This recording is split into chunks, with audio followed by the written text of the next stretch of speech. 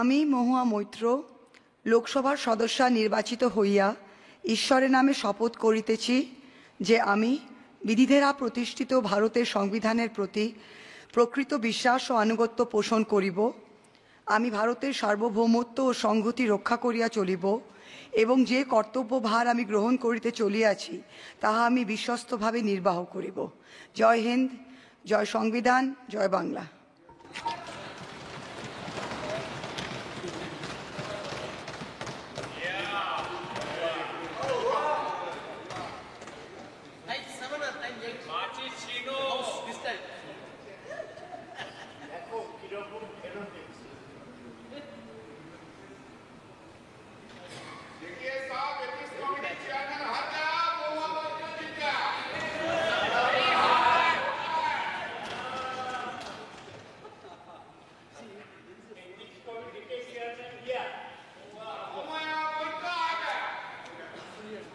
Public